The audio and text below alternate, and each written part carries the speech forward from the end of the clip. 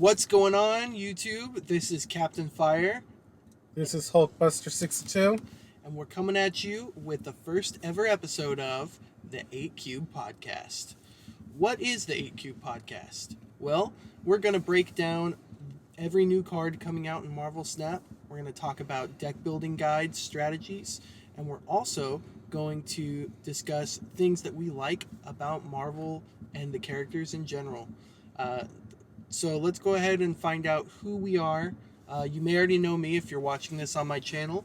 I used to be a streamer and content creator for Pokemon Unite, and I've decided to shift into Marvel Snap. It's a game that I play more often and I feel like is a little bit more compelling. And so my name is Captain Fire. I've been playing Marvel Snap since just about the first day that it launched globally. And basically, I play every day. I have been hitting master or infinite rank since I will say I think the first season I did was the MODOK season, so back in February or March. I can't remember, one of those two. And yeah, just a competitive player. I love to play and love the concept of this game and how it's designed. And then Hulkbuster, why don't you tell us about yourself? My name's Hulkbuster. Also love playing Marvel Snap. Before Marvel Snap, I actually played quite a bit of Hearthstone. Nothing online, just for myself, for the fun of it. So that's where I kind of heard of Marvel Snap coming out, and kind of followed it since its early beginnings. And day one, when it went global, I was able to jump on it, and then with some time, I was able to show Captain Fire it, and we've been playing ever since.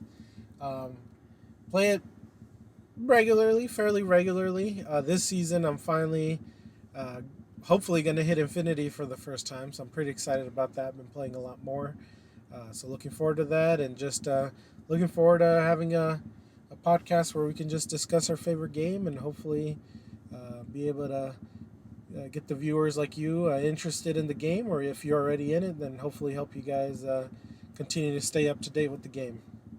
Awesome. So let's go ahead then and break out our first topic. So what we're basically going to do is we're just going to talk about the new card that's been released for this week. We'll probably do this most weeks. We'll discuss first the new card that has come out. Then we'll talk about a few other topics, and we'll always include as well a preview for the upcoming card or season coming out. In this case, it's a new season, and we have some breaking news, so to speak, in this week's episode. A couple things that we'll discuss news-wise in Marvel Snap. So first, let's go ahead and talk about Martyr, Hulkbuster. So, who is Martyr? Do you know? Well, isn't she like? I saw somewhere that she was like a Miss Marvel clone or something like that. What'd you find? Okay, so I've been reading. So Hulkbuster has the Marvel Unlimited subscription, and he lets me bootleg it off of him. And basically, I've been reading some of the Captain Marvel comics. I looked her up online and saw that she first appeared in Series 5 of Captain Marvel. And so I checked out her first appearance and a few issues after that. I think I'm on issue 22. She first appears in issue 15 of that, I believe. I'm not looking at it right now, but I think that's what it was. But basically, so the original, in the comics, the original Captain Marvel was a guy. He was a Kree soldier named Mar-Vell. And his son was also named Mar-Vell. And he became the next Captain Marvel. Well, he starts going insane, destroys the universe, basically, recreates it. And then he realizes that he's in an alternate universe where he created a cloned sister of himself. And her name is Phyla Vel. And that's actually who Martyr is. So she's a clone of a different Captain Marvel than the one we're familiar with from the movies and from this game. And so she has very similar powers. I don't know when she became Martyr. The picture that's in the thumbnail here is from the Guardians of the Galaxy. She eventually joined them, and I think that's when she becomes Martyr. but basically she has the powers and abilities of Captain Marvel. She's gone by Captain Marvel at some points. So it's kind of fitting that her ability in game would be kind of like Captain Marvel's, except it's way worse. And so let's talk about the card itself. So, well, first let's talk about the Spotlight Week. So if you are looking at the Spotlight Week for Martyr, what cards do we have in it for this week, Hulkbuster? Looks like we got for the week of November 28th to December the 5th.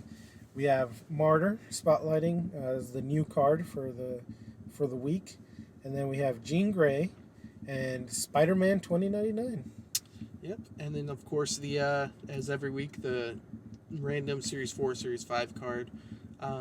So if you're not insane, this is probably a skippable week, right? Yeah. Let me read it for all of you listeners out there. Let's see what Martyr does.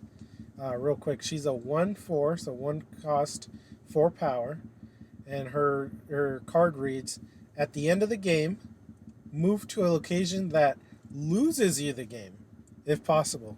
So she's like a negative Miss Marvel or Captain Marvel, really. I mean, instead of moving to where you're going to win, she loses you the game. So kind if of possible. It's kind of a negative there, but we'll see if we can. We come up with some good decks. Maybe Captain Fire has some good decks here for us. Well, I don't know if they're good, but for the Spotlight Week, this week, I would rate it, if you don't have Jean Grey, it's a little bit of a higher, but I mean, Jean Grey's been in a lot of them. Probably most people have her at this point that want her. I think she was the very first Spotlight. She was. Most of us were really excited for Spotlights coming out, and I think we all probably got Jean Grey that first week. Except me. I didn't get Jean Grey because I was saving up for, I think that first run of Spotlights. Iron Lad was included in that first month, and Thanos was, and I was more interested in those than Jean Grey or any of the other cards. So I saved all of my Spotlights to get Thanos and Iron Lad, which I did get both of them, but so I haven't got Jean Grey yet, and then she's never been in one that I've wanted to go after. This month, I should have skipped it, but I'm insane, and I had 3 keys, and I decided I really want to get Jean Grey, and I kind of wanted to get Martyr just because this was going to be our first episode of the podcast, and I wanted to be able to hands-on test her. So I opened my first key, and Hulkbuster, guess what I pulled? A variant? I did. I pulled the Spider-Man 2099 Rain Gonzalez variant.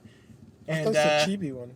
No, it looks like a chibi one, but it's actually a Rain Gonzalez variant. Or I think that it says chibi variant, but Rain Gonzalez is the artist on it. There. Cool. I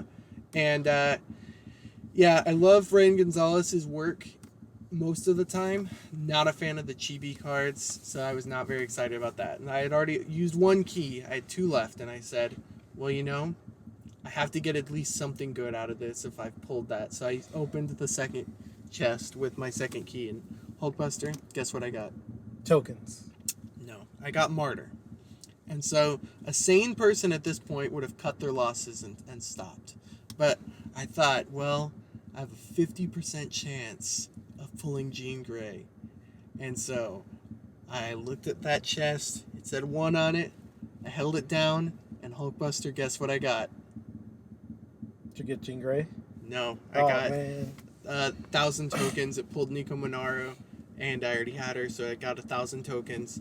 So the one card that I really wanted out of this week, I didn't get. But I can't complain, because the last 2 weeks, I wanted Gladiator whenever he came out, and I also wanted Annihilus, and I got both of them on my first try. So nice.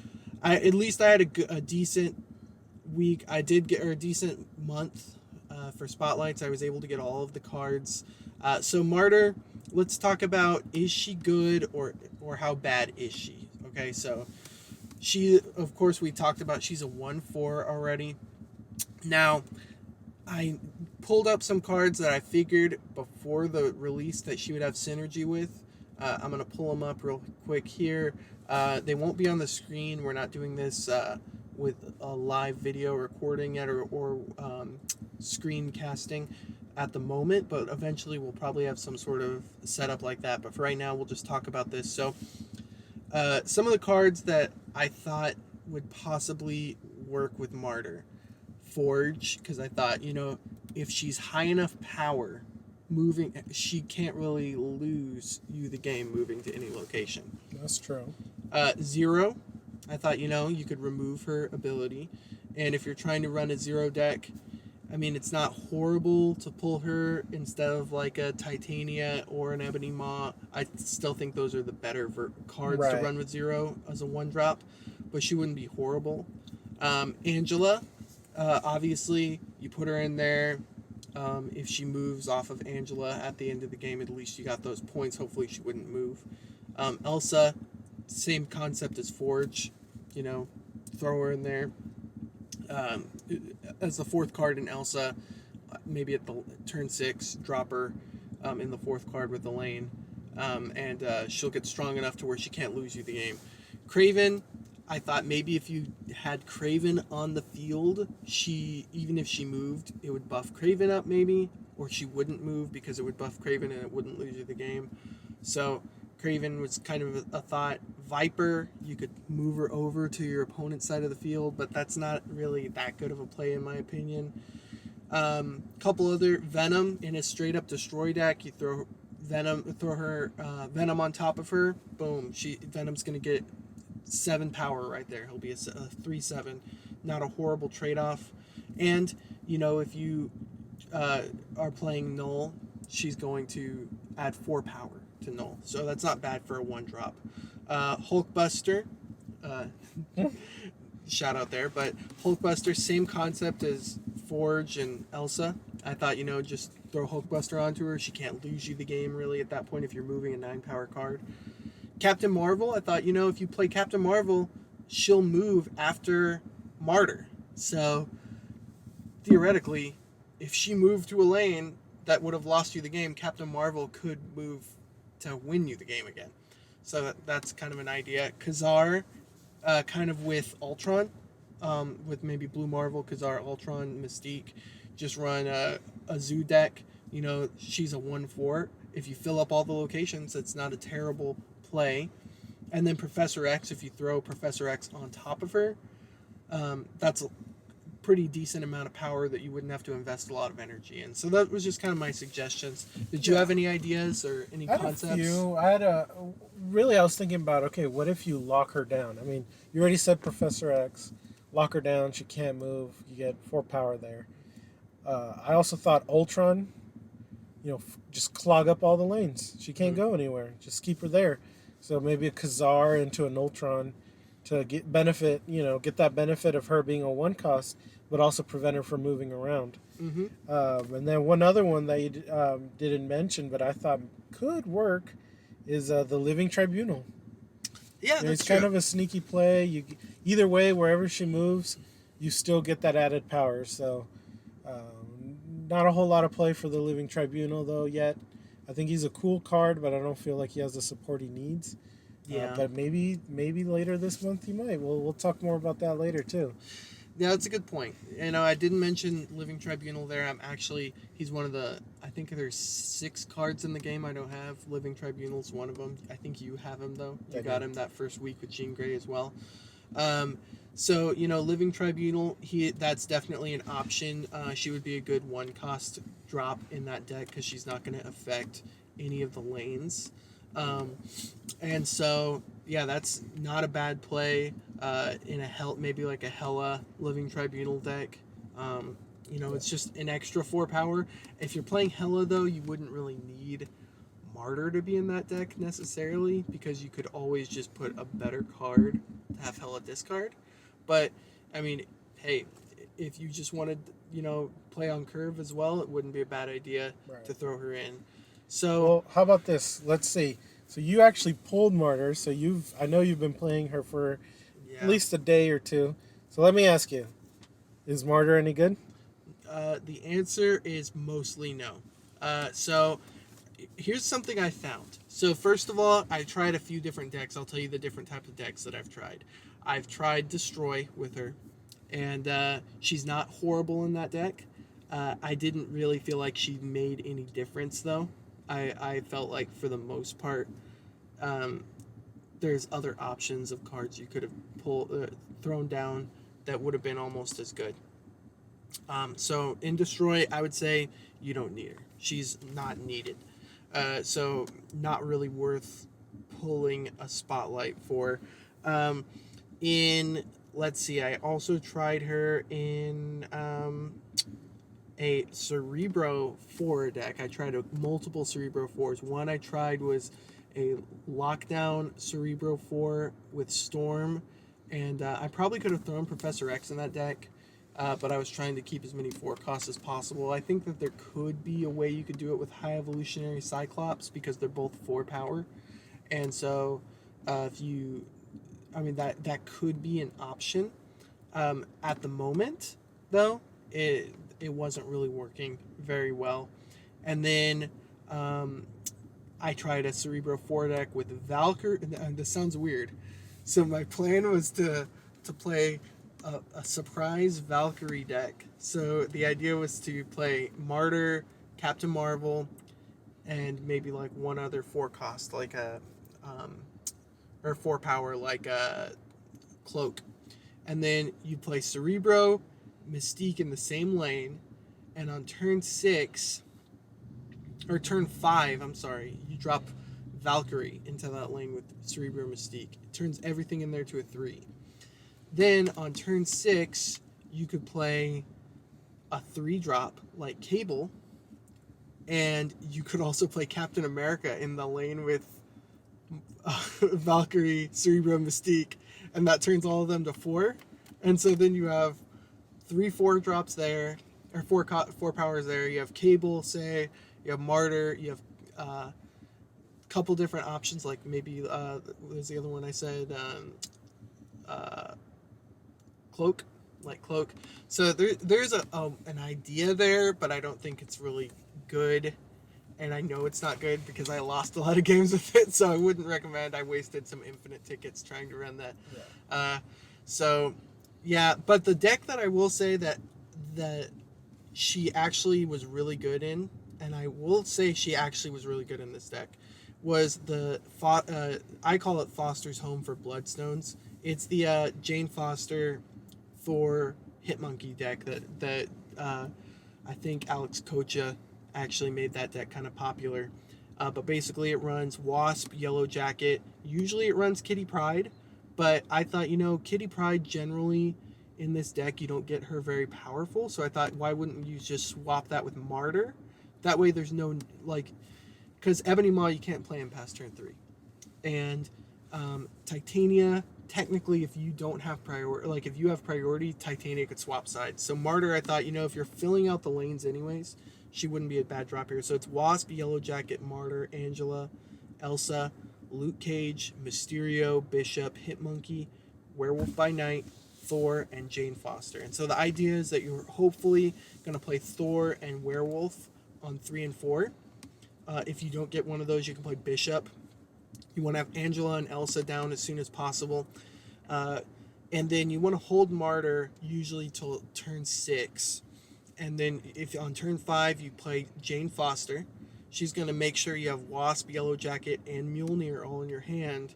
And then you can play Hitmonkey, Mysterio, Martyr, Mjolnir, Wasp, and Yellow Jacket. And that's 7 cards, or 8 cards technically that you're playing. So Hitmonkey's going to just go bananas, no pun intended. And it's going to boost up your Werewolf, boost up your Bishop, boost up your Thor, and then Martyr at that point can't really move. And so she's just a 4 power, extra power that you're dropping. Yeah. So that deck, that makes sense. I actually got a decent amount of wins with that deck. I think that she is a little bit better than Kitty Pryde in that deck. So if you really love that deck, Martyr is, I would say, is a really good slot in there. But if you don't like playing that deck, then I think at the moment that's the only deck that I've found that she really works well in. So let me ask you this now. You've made decks, you've tried different decks, you've played her. What do you give Martyr out of a ranking out of 5? I would give her a 1 out of 5. 1 out of 1 5. out of Oh 5. man. I think she is. And now, if I was ranking her against all the other 1-cost cards in the game, do I think that she's worse than some of the other ones? Do I think that she's better than some? Absolutely. I think she's better than some of the other 1-cost cards in the game just because of her power. But I would not put her in even my top 15 1-costs, I don't think. And certainly not a top 10. I don't think that she's worth opening a spotlight cache. Eventually, you're probably going to get her from the random Series 4, Series 5 card, or hopefully, if they do implement Series drops again in the future, they could move her down to a Series 3 eventually. Hopefully, you could get her there for free or just through your collector's cache. But yeah, I would have to say a pass. For this week's Spotlight, I would give it a 2 out of 5 stars. And for the variants, I would say I'm not a huge fan of most of the variants in this one. I would give it a 2.5 out of 5 stars. And so, what would you give it, Hulkbuster? Yeah, I'd say like a 2.5, 3. The good thing about a game like Marvel Snap is the meta's always changing. So she might be not that good this week, and then months from now, she might synergize really well with another card. So that's really the beauty of it. So, but I think I agree with you. Would I recommend everyone to go out and open up this Spotlight? No. I think there's better ones coming up. We're gonna talk. Yeah, don't be Captain Fire. There's better ones coming up soon. We're gonna talk about that real quick. But one more thing, real quick. Last week's Spotlight, Annihilus. We both got that card. We both played it. We'll switch this time. I'll talk about Annihilus a little bit. All right. Do I think he's good? Yeah, I think he's good. I think he really matches into an archetype that I think is growing in not only popularity but in win rate too, which is the toxic. It's really good feels really good, honestly, to throw all those negatives onto other people's side. And even when you can't, because a lot of people are blocking that by filling up their lanes, it doesn't matter. You just destroy them. And you get big points. And is it an easiest card to play? No. I think that it takes good deck crafting, and you just need to know where and when to play him properly to really get the benefit. But honestly, if I'm going to give him a quick review, I think he's a solid 4 out of 5. Yeah, I would give him a 4.5 out of 5 stars, just because how I would compare Annihilus is he's a finisher card for sure. He's a 5-cost, but there's almost no situation that I would recommend playing him on turn 5 unless you have Goliath on turn 6 and you're running like a ramp deck, a Sandman ramp deck, or something like that. Annihilus, in my opinion, he's a finishing card, and if you compare him with the other finishing cards for different archetypes, I think that he's right there with some of the best in the game. Obviously, I think, for instance, Goliath, like we just mentioned, Goliath would be a better card than Annihilus, but overall, I think he is one of the best turn 6 play cards in the game right now, especially if you don't have priority, because if you, for instance, the biggest, and I feel like the biggest deck that Annihilus goes well in is like a toxic control deck. And if you play Storm on the right lane and then play Sentry on turn 4, it's over. Like, if you have Annihilus in your hand, and you played Hood, you're going to drop so much power on the end of the game. I mean, at that point, your turn 4 Sentry is a 420. Because you're moving minus 10 power. And then that turn 6 where you play Demon and Annihilus, you're going to be getting 7 plus 6. You're going to be getting 13 power just by playing that. You're going to move Hood over. That's like sending Green Goblin. It's an excellent deck. You throw Miss Marvel in it, and it can be Jeff. It's one of the best decks in the game. The deck that I've been playing a lot of is I think Cozy made this deck. Most, in my opinion, good decks that I've run come from Cozy. And this deck, it's the Hood, Nebula, Jeff, Storm, Debris, Shang-Chi, Miss Marvel, Century, Professor X, Annihilus, Eliath, and I think he had Valkyrie in his. I put Magneto in mine, and I found that that's a really good sneaky play on turn 6 if you don't want to play Annihilus there, if you don't have him, because you can pull cards out of the Storm lane that they may have thrown in there. And so that's been a really good surprise there. But this deck is very powerful. And Annihilus, I feel like he has a really good package you can run, kind of like High Evolutionary. Like, you don't want to put all the High Evolutionary cards in one deck. Not necessarily. Like, usually you'll run like High Evo, Cyclops, Wasp, and Hulk. Like, that's always been kind of like the biggest, most successful package with High Evo. Annihilus, I feel like his package, you can literally just run Century, Debris, Hood, Storm, and Annihilus. Those 5 cards in a lot of different decks. And you're going to be successful because you're going to move over the rocks, you're going to move over the Hood, you're going to move over the Void, and you're going to clear up all of that junk off of your side, hit them with it, and it's just going to be bad news for them, good news for you. So I feel like that he's definitely a top card in the game, top deck in the game right now, personally. Would you say the same?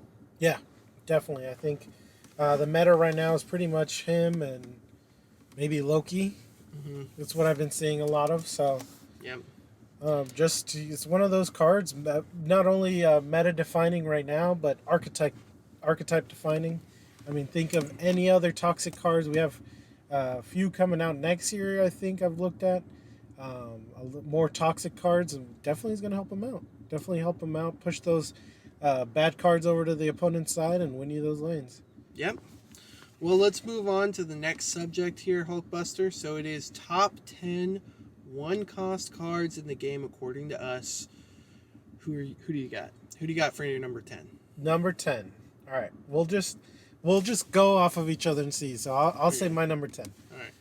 At number 10, I have Hit me with it. the Hood. The Hood. All right.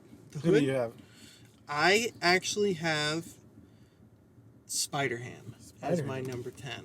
So tell me, why do you think the Hood for you? The Hood, I just feel like right now, like we just said, with Annihilus going crazy, Destroy going crazy, he just has to be up there in the top 10.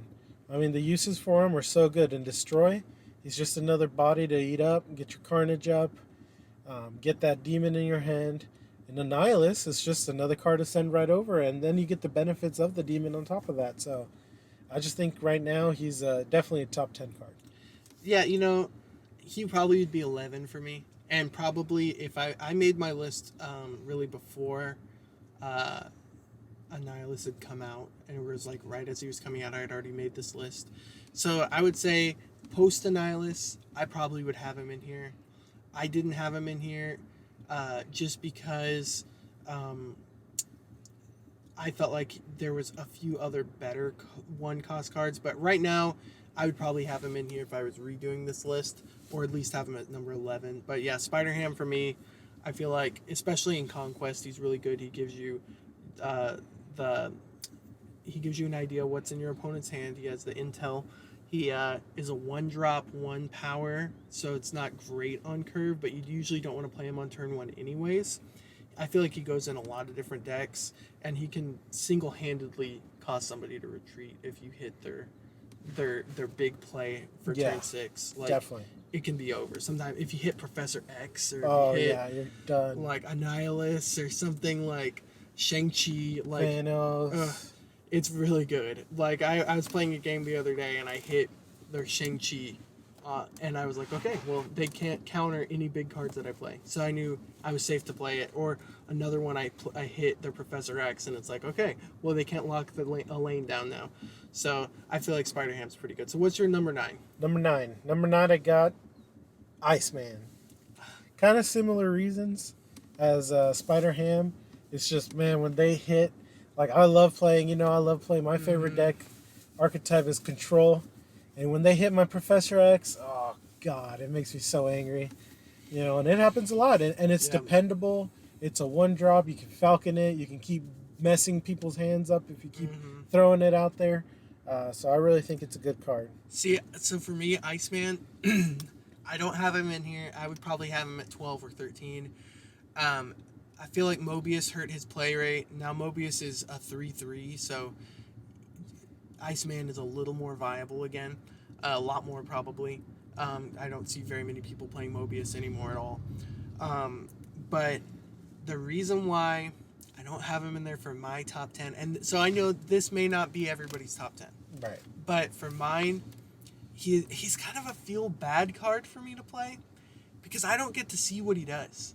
You don't know if he won you the game or not. Sometimes they'll retreat and you're like, oh, maybe it was Iceman. But he's kind of like Leech in that sense. Like, he's not really a feel-good card for anybody. Like, Leech, you play Leech, you don't know what you just messed up. And sometimes they retreat, sometimes they don't. You play Iceman, you don't know what you just messed up. You could have hit something like their high Evo. Like, they're not going to play it anyways. Like, but you don't know what's happening. And so for me, I'm not a huge fan of... I've never played Iceman very much. And so I don't have him in my top 10. For my number 9, I put Deadpool. Deadpool, nice. Yeah, and so he may be higher in some other people's, but I feel like he's really only good in about one deck, which is that. 2, I've seen people playing Deadpool Taskmaster again recently, which is not a bad deck at all either. You can get Deadpool up pretty high now with Nico and a few other cards that we'll probably talk about later. But yeah, I feel like Deadpool for me, number 9 was a good spot for him because he's really only good in about 1 or 2 decks, but he's just he can be so powerful that, and there's so many good locations with him that I feel like that he has to be in the top 10. So who do you have for 8? Number 8. I have a controversial one. Here we go. I have Ghost Spider as number 8. Ghost Spider. Okay. Why? Tell me why. I just feel like it's just that surprise play card. Really, when you think of Ghost Spider, you think of being able to move something.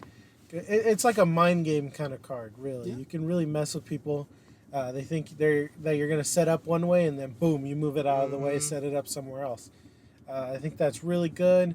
It triggers Miles Morales too. You get a nice one drop the following turn. So I think she's pretty good. Yeah, I think that changing her to a 1 cost really revamped that card because it was okay whenever she first came out. But now that she's a 1 cost, I still think one of my favorite play lines is to drop like Iron Fist, then Human Torch, then Ghost Spider in turn 3. Like, it feels so good to be able to do that. You just throw down your Iron Fist, throw down your Human Torch, then throw down your Ghost Spider, and Human Torch goes from a 1/2 to a 1/8 right there. And then, so yeah, I agree. She's a really good 1 cost card. Again, though, another one that I don't have on my list. Yep. I would put her in the top 15 for sure, but I don't have her on this list. Who do you have? Who have number 8? Then? I have Quinjet. Quinjet. Yeah, I have Quinjet because I feel like Quinjet right now is in a renaissance. Mobius killed all these cost reduction cards, but Quinjet Loki is still maybe one of the best combos in the game, like hands down, because you get everything your opponent has -2 cost. Like, it also works with playing Agent Coulson. It works with playing the new Maria Hill. It works with playing like Nick Fury. You can drop 2 6 costs. Yeah. Like Moon Girl. Like, it triggers so many things, and there's really not very. And with the wave change, there's not very many counters to it anymore. Almost nobody plays Mobius, so I think Quinjet for me is number 8. Who do you have at 7? 7, I have Kitty Pryde. Kitty Pryde. Kitty Pryde, I feel like still pretty good. 1 drop. It used to be easily everybody's number 1 for the longest time, but with all these new changes in the meta, people just learning how to work around a Kitty Pryde deck. Really, just the community becoming better as a whole really affected it. But still, I think what you can do with Kitty Pryde when it comes to running combos on decks and being able to get her really buffed up and the plays you can do, I think she's still pretty good. I would agree. I think she's definitely fell from grace, so to speak. She used to be the queen of 1 costs, and now she's definitely a good option. And I think she's in a healthy place right now. I think that she is. She's not too powerful anymore, but she's still one of the top 1 cost cards for sure. For my 7, I have Echo. Um, I think right now, especially in the meta that we're in, Echo, I mean, player in middle zone, if you're playing against a lot of ongoing decks, that's game over. Yeah. Like you throw her down there, it's like, okay, they can't Professor X you, they can't Miss Marvel you, they can't Iron Man there, like they can't drop Null there. Like she shuts down a lot of big cards, and it's that you don't see that she's gonna do it until you play the card there. I've definitely done that. I'm sure you have too. Yeah. Dropped a card into a lane with Echo, and you're like, What? oh no. Yeah.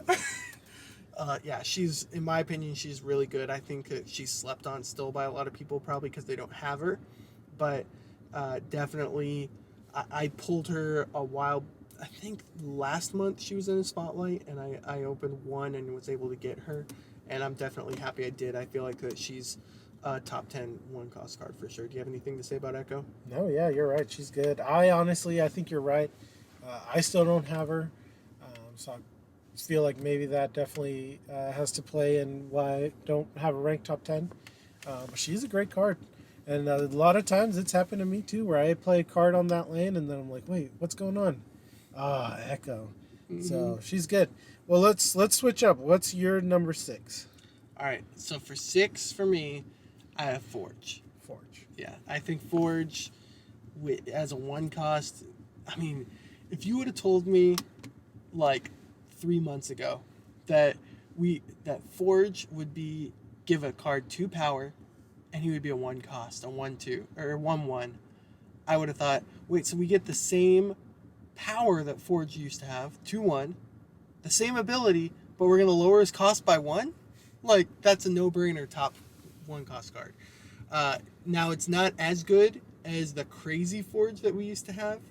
That was what would he give, 3 power for a while? He was a 2, what was he, a 2/1 or a 2/2, and he gave 3 power? Yeah. Like, so it's not as good as that Forge, but it's still way better than the original Forge. And he triggers so many good effects on Deadpool, on Captain Marvel, on Vision. Like, there's so many cards, like endless. He's just one of the best. Like, throw him in any deck and he's gonna make it better. 1 cost cards for sure for me. Who do you have for 6? For 6, again, controversial, but I enjoy playing him, and I think what it comes down to is, like you said earlier, this card has that feel-good effect, but it's Yondu. Oh, Yondu, I just love blasting up people's cards. Mm-hmm. It's so great, and there's some decks that really, when you play that Yondu, and it destroys their Annihilus, or it destroys one of their key cards, a Silver Surfer, you destroy Silver Surfer, snap. Yep, I agree. And, is there a better feeling in Marvel Snap than throwing Yondu into Bar Sinister? Yeah, no. Is there a better, especially if you're playing Destroy and you can Killmonger. Yeah, I don't think there's a better feeling. Or I also love throwing him in Bar with No Name. Oh wait, Sinister. Oh, you mean Luke's Bar? Luke's Bar. Yeah, Yes. Just throwing them over and over and over again. Love that. Every turn, just gonna drop. Yeah, I think I agree. Yondu. Another one I don't have on my top 10. I think he's a top 21 cost card in my opinion for sure. He's definitely one of up there. Great ability. I don't think so. For me, when I look at top 10 lists like this, I think about cards' versatility first. I think a card that's very versatile is going to be, in my opinion, always a little better than one that's not. That's why I didn't put Yondu in here, but for sure I think he's very powerful. So for me, number 5, I have Kitty Pryde. And we already talked about her. I won't go on about her, but yeah, I think she's still a top 5 in my opinion just because of how many decks she can go in. If you get her on turn 1, she's most likely going to be a 1/3 or a 1/4.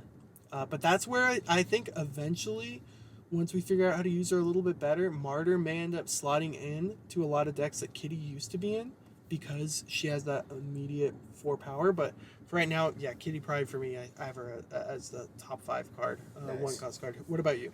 For top 5, Number 5, yeah. I have Deadpool. Okay. So kind of reasons you've talked about. Mm-hmm. Lots of good decks he can be on. The power he can get up to is insane. Yes. I mean, And he's just a really good card really feel good one cost if you have the right deck for it. You want to see him turn one, and he's just really good. And like Kitty, if you get him early, he's going to be awesome. If you get him late, he's probably not going to make any difference whatsoever. So yeah, I agree. He's definitely a top card, one cost card for sure. Number 4, I have Snowguard. I think Snowguard has cemented herself as a top 5 one cost card in the game. She's great in Collector. She's great in Silver Surfer now. A lot of people have been playing her in. She's good in Control if you don't want to slot in a Storm or something like that. You can throw down Snowguard. She can shut down Storm, one of the only cards in the game that can do that. She can shut down. Just location, the ability to alter locations is such a powerful effect in the game. And so I think Snowguard definitely one of the top cards in the game for sure. Top one cost cards. Who do you have for number 4? Number 4, another one of my probably biased, but I've seen her a lot. The amount of play she gets is really high, and biggest thing of it is the ramping for her is amazing. X-23. Yeah, that's another one I don't have on my list, but she's so good. One of those cards is so good, and then she just boosts you in power so much. So easy to destroy her. You keep dropping bigger and bigger cards. Your Deadpool keeps getting blown up because of her. Yep. You can play Null Null Deadpool keeps on getting turn 6 big. with It's her. just, Yep. she's a really good card. I agree. I don't have her in here because I feel like that I wasn't going to put a bunch of these one cost destroy cards, and I feel like that she is not as valuable to destroy as Deadpool is personally, and so that's why I didn't put her in there. I mean, she's really good, but you can also make that Deadpool deck without her and still have it still make it a really good deck. But yeah, I agree. She's definitely there. I just didn't feel like that she's versatile enough to be a top 5 for me, but I understand why you have her in there. So number 3, I put Sunspot. Sunspot's still good. He's still, in my opinion, one of the top 3 one cost cards in the game. I'm pretty sure you're gonna have him in your top 3 as well. He's just so consistent. Like the decks he's in. He's good in Ramp. He's good in, obviously one of the better decks in the game now that Mobius has been changed is that the She-Not deck. Sunspot can win a lane by himself in those decks sometimes. And so, definitely, I feel like Sunspot's one of the best cards, one cost cards in the game. Yeah. What about you? Sunspot's real good. Actually, number 3, I also have Sunspot. There you go. He's just really good. You get good value. And my favorite thing about Sunspot is people forget him. Yep. Forget about him. Come turn 6, they're trying to fill up other lanes because they think they won that left lane or that right lane or wherever you got Sunspot in. And then, boom, you win by 1 or 2 points because of Sunspot. Yep. So I think we have the same 2 cards as our top 2. Obviously, we have the same 3 cards as our top 3. Really? Okay. So I'm guessing. We haven't said these 2 cards yet, but I'm guessing these are the 2 that you have. Let's do it at the same time. So number 2, 1, 2, 3. Nico. Nebula. Okay. So then probably your number 1 is Nico, right? Yeah. Okay. So My number Nico 1 is Nebula. Nice. Okay. So yeah. Interchangeable, really, honestly. It was very close. Yeah. Yeah, very interchangeable. So why did you like Nebula, or why did you like Nico over Nebula? Nico over Nebula, I just feel right now she's in a better spot. Nico is playable in so many decks. Yeah. She's really a plug and play. Just throw her in there. Any one of those spells can help you win a game or help you get a really solid combo off. Yep. So right now, I think she is the number one cost card in the game. Yeah, I can see that. I put Nebula there just because of the control aspect, and I feel like control is probably the best deck in the game right now, even over Loki, in my opinion. And I feel like Nebula, also, like, you can put her in discard. You can put her in destroy. You can put her, like, both of these cards are so versatile. I feel like that they're clearly the 2 best one-cost cards in the game right now. I would not be surprised if we eventually see a nerf to both of these because they're so they're played so much, and we've seen adjustments to Sunspot, we've seen adjustments to Kitty, we've seen adjustments to some of these other cards, Quinjet, Spider-Ham. Like, I wouldn't be surprised if we see an adjustment eventually to these two cards, maybe a slight one, but for the most part, like, Yeah, they're good. they're good. They're really good. They're really good. Good cards, and they're just Yeah. they're here to stay. For sure. If you don't have Nico or Nebula, next time you see them in the Spotlight Cache, get them hands down.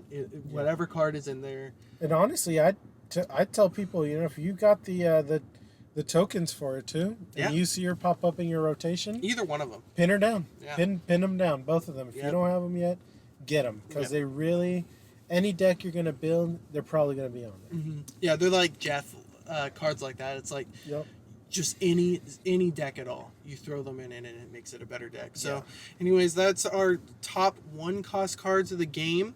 Now we have 2 more topics we need to discuss. First is a bit of news. So I'll go ahead and bring up this news for us. So you may not have seen it. I haven't seen a lot of information about it online, but November 27th, which was 2 days ago, they made a small adjustment, and I say small, but it's actually a pretty big adjustment to next month's season, mainly to the Spotlight caches, but also a little bit to the season pass. So I'll go over this real quick. So before we'll start with Sebastian Shaw, the season pass card for next season. Now he has been adjusted, and it's not a nerf; it's a buff. He has been made from a 3/3 to a 3/4. And his ability is still the same. When this card permanently gains power, gain +2 more power, wherever this is. So he's going to work if you use Okoye. He's going to work if you use Nakia. He's going to work if you use Silver Surfer or any card like that. He's going to gain the +2 power. So he's going to be a very powerful card, especially if you like playing Silver Surfer. I feel like, or maybe like an on-reveal deck with Ironheart and Odin. He's going to be a very powerful card. We'll get into next season in more detail on the last subject. Yeah, I mean, he's going to be good. Like, so many cards that buff themselves even. Yeah, and so it's only when he gains when power. he gains power. only when he gains power. So, but you're probably going to play Werewolf in like a Silver Surfer deck, or in an on-reveal. Like, he's going to be so good in on-reveal decks. So definitely he's going to be a great card. The other adjustment that they made to a card next season is Blob. Broke my heart. So, well, it's actually a good adjustment though. He has been moved to a 6/4 instead of a 6/3. So they've given him a little bit more power, which means that maybe his ability is not going to be as good as we think it is. But they also moved him back. Right. So That's what I was talking about. Yeah. So next week previously was going to be Blob, Stegron, and Jeff. It was going to be the first one since Jean Grey that we've had that opened up with a new card. They moved him. So Blob, even though his ability is that he can't be moved, he got moved. So now he's going to be in 2 weeks. Next week it's going to be Man-Thing, Stegron, and Jeff. So not a bad week still, I think, if you're missing Jeff, or if you like playing Toxic. It's really good right now. I'm not going to lie. I'm looking forward to this week a lot. Yeah, it's going to be good. If I wouldn't have wasted 3 chests on this week, I probably would be opening one next week to try to pull Man-Thing, because he's one of the cards I don't have. But Man-Thing, such a good card right now, especially for the Nihilist. Stegron, it doesn't see a whole lot of play. He's not bad, but he's not bad. He's got a good power, 4/5, and he is a surprise. He's a surprise card. And then my boy Jeff. Yeah. And I've been saving my boosters for this variant. It's a good variant. I want him to upgrade it as much as I can. I'll tell you guys how much I have right now. I have 225 boosters. So you're going for a gold back Jeff Sean Galloway variant. Nice. So yeah, that's what's happened. So you may be wondering, well, if Blob's moving back one week, then what's going to happen to Firestar, who I thought was going to be probably one of the best cards released in the last 6 months even. So she looks really powerful. Her ability, just in case you don't know, is each card you played last turn gains this card's power. So if you think she's kind of an opposite of Sarah Miracle. So you want to try to dump your hand on turn 5, and then turn 6 you play her. She's a 6/3 at the moment. They moved her out, though. It says Firestar got pulled from release entirely. She got removed from her spotlight, and it's also had her release date removed. So she's not. We don't know when she's coming out at this point. I feel like that they probably moved her because they didn't like the balance of the card. She probably was running too powerful, and instead of releasing a card and nerfing it, they probably decided let's wait and see how the meta shakes up in the next month or two. So I wouldn't be surprised if we see her maybe in about 2 months, maybe for February we could see her. But for right now, she's not going to be there, which makes me a little bit sad.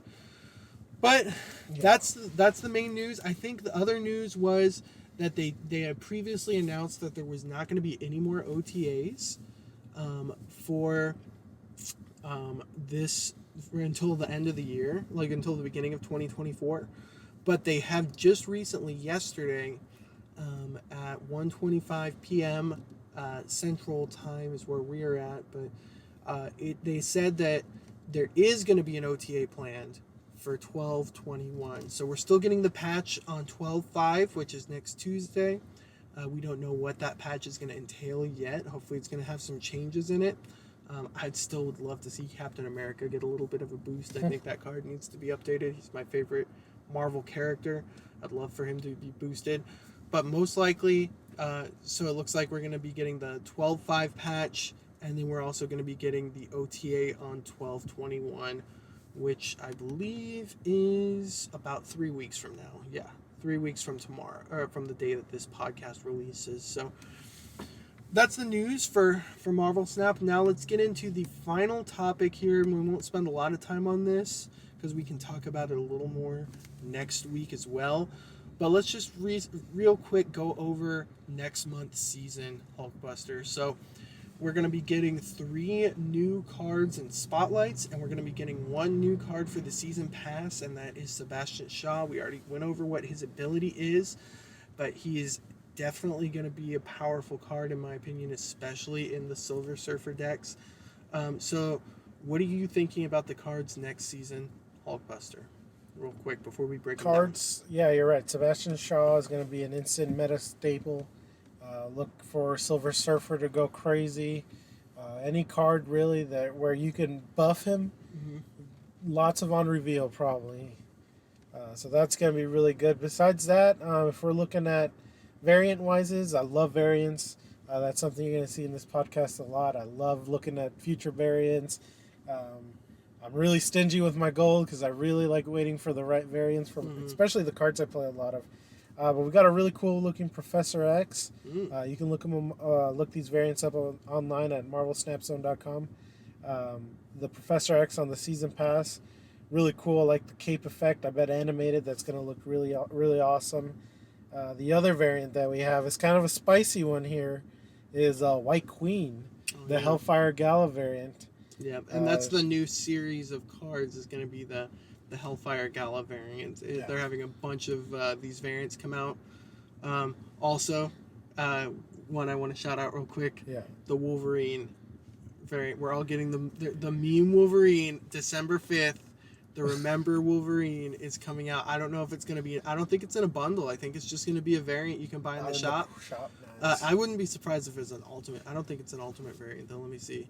Let me see. Yeah, it's just a super rare pool. And so if you want that Wolverine, it's going to be 1,200 gold. And that's definitely going to be one that you're going to see a lot of people going for sure. So, a lot of good variants. A lot of the Hellfire Gala variants look awesome. There's a bunch of them. I see Iceman on here, Professor X, of course, White Queen, as you mentioned, Sebastian Shaw. Those are all in the season pass. And you have Thor. It looks like the Cyclops one I know is going to be just a bundle, and that's going to be like $69.99. So a lot of people may not get that, but if you are a spender, it looks like a pretty cool variant. There's also Doom, or Dr. Doom. Moon Knight one's clean. Bishop.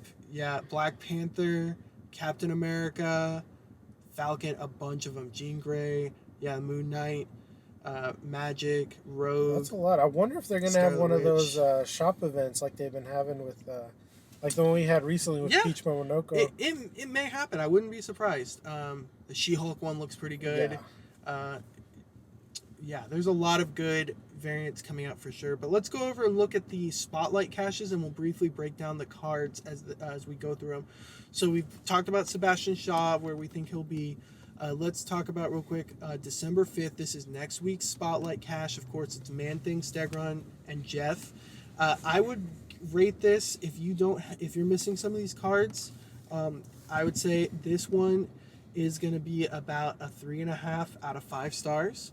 And then I would say the variants also are 3.5 out of 5 stars. I think that there's some good variants in there, and maybe even 4-star. What would you rate this one? I'd give it a 4.5. Man Thing with Toxic right now is doing great. Yep. It's only going to get better as more cards get brought out to help that archetype. And then Jeff, the GOAT. Yeah. You got to have Jeff. If you don't have him yet, Top 5 card in the game, yeah, for sure. top 5 card, top 3 even. And really, if you don't have Jeff, definitely recommend opening up this spotlight. Yeah, definitely. He hasn't been in a ton of them, and so definitely if you don't have Jeff, And that variant, man, like It's I said almost earlier, no-brainer. I love that variant. I Yeah. can't wait. it's really good. And so yeah, the variants also are really good in that one. Yeah, so we're giving it about a 3.5 or 4 stars out of 5. Now the next week after that, now this one personally, this is the one I'm looking forward to the most. I'm missing all 3 of these cards. I'm probably gonna save all of mine for this week. This Yeah, is we December got- 12th through the 19th, and tell us who we have in it, Hulkbuster. We got as our new card, Blob. Mhm. He's a 6/4 with the on reveal ability of merge your deck into this and gain its total power. Ongoing, can't be moved. Only a weekly spotlight though, then it can be moved. Yeah. But yeah, looking like a interesting card to play with. Don't know how strong it just got buffed to 4. So we'll see how it plays out. Obviously, he's going to be good. You think in a Hella, Yep. and you look at Hella. the cards that he's in here with, Living Tribunal, and Ravona. I don't see a ton of synergy with Ravona, but for sure, Living Tribunal, he's going to be. You think like a Hella discard deck. Yep. Blob will just gain all the cards you're not going to use. I see him. Like he may be good in a Lockjaw deck even. Yeah. I wouldn't. It's kind of risky, but say you have Lockjaw down and he's the only card left, you could throw him into the Lockjaw lane and you'll just gain all the power of the cards, Yeah. and he won't move. So, I mean, he could be definitely. I could see him working in quite a few different decks. I don't think he's going to be a whole new archetype, so to No. speak, but I think mainly the Hella Yeah. discard is going to be a really And good for deck. me, I'm excited for him location wise. There's so many locations in the decks and in the game that add, what is it, that Wakanda one? Oh yeah, Vibranium Mines. Vibranium Mines. That's gonna be a crazy. Just play all your cards yeah. there. Turn 6, drop Blob, boom. Yep. Big power. So really fun. I'm looking forward to it just to have a nice, fun new card to play with. Yeah, and then Ravona, she obviously just got adjusted to be a 2/1. I think that she's definitely going to be, and Tribunal is still a really good card, especially like we mentioned in the Hella discard. So both of those cards are on the rise, I feel like, right now. Yeah. And so for me personally, this one is a 4.5 out of 5 stars. I would have given it a 5-star if they would have kept Firestar in there, because I feel like that she's going to be a 5-star card. But 4.5 out of 5 stars for me. I think Yep. this is going to be a really good week. And then the variants, I would say with this one, I like the Ravona variant. I think it looks really cool. I like the Blob variant. I'm not huge on that Living Tribunal. I think he's had some better variants. So I would rate this one a 3 out of 5 on the For variants. Nice. And then next week after that, December 19th through December 26th. We have Nico Minaru. We have Legion, and that's it. I'm sorry. There's some trash in there as well, called Havoc. Yeah. He is one of the worst cards, if not the worst card to ever come to the game. Even worse than Martyr. And it looks like he actually has been adjusted too, or maybe this is just what he was. I'm not, honestly gonna say I don't care about this card at all. He's gonna be trash. After each turn, lose 1 max energy and gain. And this card gains +3 power. Needs a 2/1 to start. Yeah. So basically, how it looks like he'll work is on turn. Say you play him on turn 2, you're going to be stuck at 2 energy for the rest of the game, because instead of gaining max energy, you're going to be losing max energy. So I think he's going to be trash. Yeah. I think that there's not very any way else to say it. I would skip this week almost for sure, unless if you don't have Nico and you really want her. But you're gonna just remember, you're gonna be getting probably a completely unplayable card in Havoc that week as well. Yeah. So I would honestly say save your tokens for Nico. Legion is good. He's not played as much. He's still really good, but I would say save your tokens for either one of those cards. Legion's only a Series 4 card. Yeah, unless you desperately want that Nico, hold it. Save it. Now, the Havoc variant looks awesome. I'm not a huge fan of the Nico variant or the Legion variant personally. So for this week's Spotlight, or for that week's Spotlight, the 19th, I would give it a 3 out of 5. And Nico and Legion are really carrying it. I mean, Havoc is going to be bad, guys. And I would give the variants a 2 out of 5, because I like the Havoc variant, but I really don't like the Baby variant for Legion or the Runaways variant for Nico. I think they both have way better variants, and so I would say that one is a pass for me. Last week in the December season, we're going to be having probably the second best, if not one of the best spotlights. It's going to be Celine, Iron Lad, and Black Knight. And Celine is, I mean, if you play Annihilus at all, Celine is going to be just a part of that engine moving forward. She's very good. She's a -1, so she's already going to be a card that will move over with Annihilus. Or get destroyed. And her ability is on reveal, afflict the lowest power card in each player's hand with -3 power. Yeah. Now she's going to work similar to Spider-Ham in a sense where if you bounce her back, if they haven't played that card, it'll probably hit the same card. I don't know if she'll give it more, like -3 more, probably. But basically, she's going to be very good in that deck. And it hits both players' hands. Yeah. So if you think you have Hood in your hand, he's going to become a Green Goblin. -6. Yeah, she's going to be insane. I think she'll work really well in Ravona. Like if you play a Ravona Annihilus deck with the goblins and things like that too, that could be a really good combo. One card we didn't mention in the Annihilus deck that I've seen a lot of people play, especially with mirror matches, is Ghost. So if you have Ghost, throw her Ghost down, and you can play Celine. Make sure that you're going to drop your Annihilus after theirs. But yeah, she's going to be a very powerful card. I'm going to try to get her for sure. Iron Lad, obviously one of the best cards in the game. If you don't have it, really good card. This is a no-brainer week. Really and then cool. Black Knight, I don't think he's a must-get, and I don't think he's even one of the best one-cost cards at all. But if you like playing discard, he's definitely a different type of discard archetype, and I would recommend, if you like discard, this is just a no. I mean, this, in my opinion, this is going to be a really good week. Yeah, so. Good week. Variant-wise, too, very good. The Salim variant, part of that Hellfire Gala, looking really good. That Iron Lad. I'm not a huge fan of the Iron Lad personally. I think it looks so cool. But I think he has better variants. But the Black Knight also, I mean, that looks amazing. Animated, that card's going to look really sweet with the lightning. Yeah. So I'd give the this week a 4 out of 5, and I would give the variants a 3.5 out of 5. I really don't like that Iron Lad one, but I think the Black Knight and Celine, both those are some of their better variants, and so I'd say a 4 out of 5 for me, actually, on the variants.